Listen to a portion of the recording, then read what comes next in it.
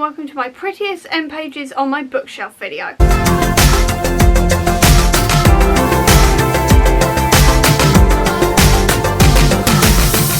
So before I get started, massive shout out to Abby of Pellinor, who I will leave a link to down below, because she gave me the idea for this video. She posted on her Instagram a picture of some of her favourite end pages, and what I thought I'd do is also do it, and she encouraged me to do it and told me to do it essentially. So big shout out to her, definitely go check her out. She's got such an awesome channel and she reads so widely, and she's also a major Skullduggery fan as well, so please do go check her out. And with that, let's get into the prettiest end pages I own. First thing I've got to mention is the Good Omens script book. I've just taken this off for the moment because it's going to be easier to show you essentially, but this is the end pages on the script book opening, which I know doesn't look that interesting, but this is actually the opening credits to Good Omens. So you actually, I don't know if you can see this. Again, my camera lens is working fine, but the screen isn't, so I literally can't see a thing right now.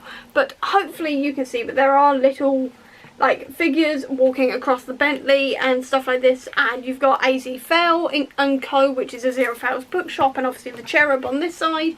And then when you go to the other side, it's the apocalypse side of things. So you actually have all of like the people, and then you've got obviously Shadwell and Madam Tracy on the bike, and obviously the M25 bit, you've got a Zero Fails angel there, and like things like this the whole way through, and you've got like the little sign saying we are doomed, farewell brothers and sisters, anarchy, things like this. And every time I see this I just get the Good Omens theme in my head, and it just reminds me the Good Omens series 2 is coming, which is just very exciting and very pretty, especially if you've seen the TV show. And for context, this is what it looks like as well in terms of the front cover when you put the dust jacket back on. This bit's embossed, and again it's also in the style of the like opening credits, and again it just puts the theme tune in my head, which just makes me happy. Next I've got A Gathering of Shadows. Now the interesting thing is that all of these books, I mean, first of all, can we talk about the pretty embossed cover underneath the dust jacket, but then you've also got fan art underneath this, because these are the collector's editions.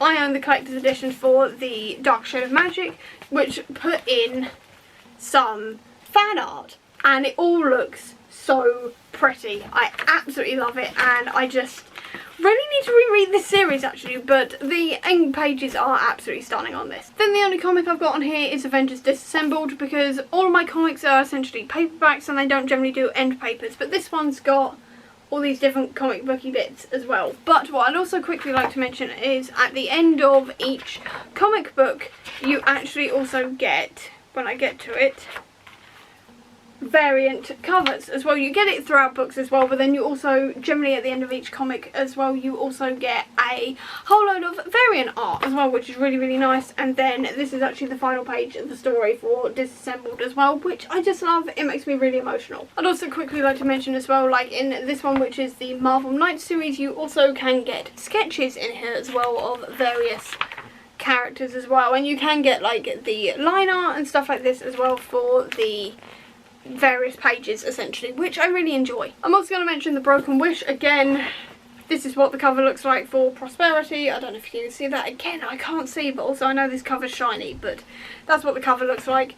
But this is the opening, so you actually have the empty family trees here on actual tree branches, and then when you flick to the end you get the full tree branch, like family tree on the actual tree essentially, which I really enjoy, because you start the book not knowing any of the characters and not knowing their connections and everything, and then you end it with the full connections, which I thought was really cool, and I did quite enjoy that. The next one I've got to mention is Unsaid Things, Our Story. This is by McFly. It's their autobiography, and the end papers look like this. So it's literally like all of their various tour posters and set lists and stuff like this, and I just really enjoy that actually. It's sort of like a blast from the past. I mean, looking at any of these photos are now a blast from the past, because this was released in 2013, so it's years old now essentially. And but I just love seeing like all of these different things from like the past, and I've actually, fun fact, discovered my tickets to the anthology tour, which was the 2016 tour, in this book as well, because I thought I'd keep my spares safe in here.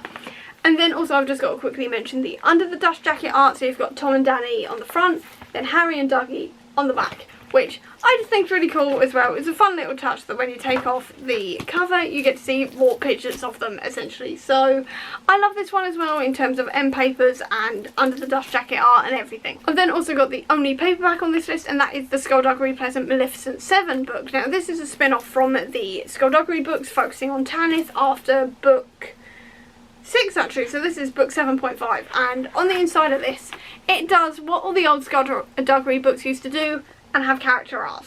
So on the original Skullduggery you actually have pictures of Skullduggery, Valkyrie and Tanith and Ghastly, but on this one you've got the Maleficent 7 on this side, and then on this side you have the good guys, which I absolutely love. I absolutely love that because I loved being able to put the faces to the names essentially, because I've had my own thoughts on what everybody looks like essentially, but I really enjoyed being able to see an artistic interpretation of them as well. I just thought that was really interesting, and I love seeing that in paperbacks because you just don't expect it, and it was really fun to open it and be like, ooh, art! I love that surprise. And then the final thing I've got to mention is Amari and the Night Brothers. Again, this is what it looks like with the dust jacket, and then the under the dust jacket art is also very, very pretty.